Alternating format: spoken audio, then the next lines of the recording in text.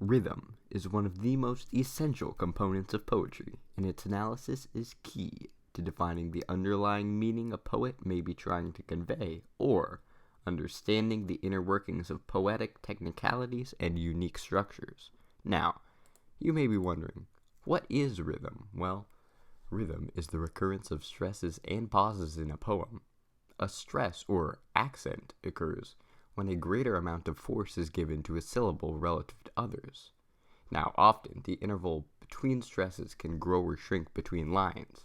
Stresses can embody meaning, and words gain emphasis when two stressed syllables are adjacent. On the other hand, slack or unstressed syllables can also direct the reader's attention to the poet's intended meaning. Let's dive a little deeper into these unstressed syllables. They aren't just out of necessity. If used correctly, an air of hesitation and uncertainty can be espoused by using a line lacking in many stresses, but plentiful in slack syllables.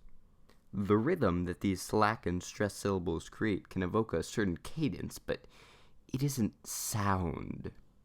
The rhythm is the recurrence of sound, not the actual sound itself.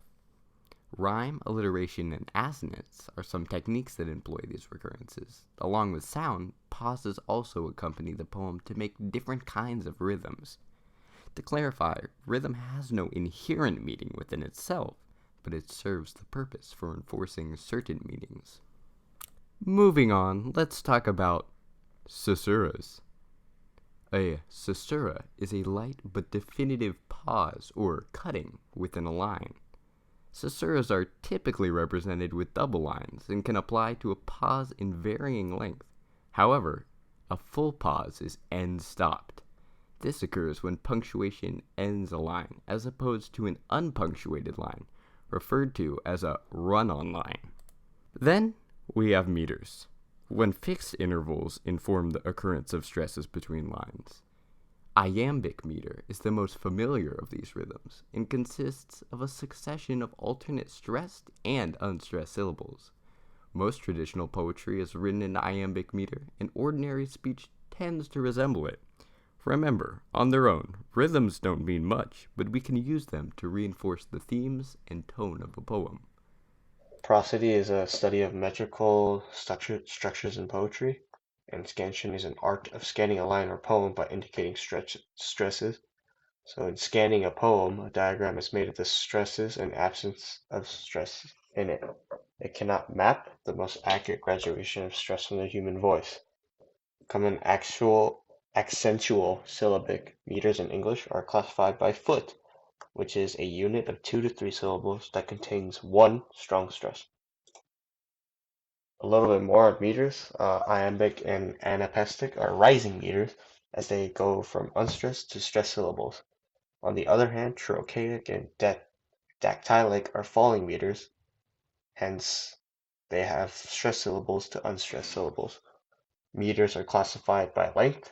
Trochaic monometers has one trochee, which is a monosyllabic unit, while iambic pentameter has 5 iambs.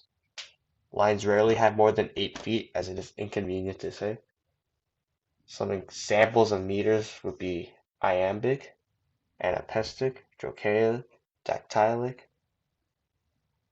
The different lengths of meter can be described as monometer, which goes from 1 foot, to dimeters from 2 foot, trimeters 3 foot, tetrameter 4 foot, pentameter 5, hexa 6, hepta 7, octa 8, and it's not really used anywhere after that.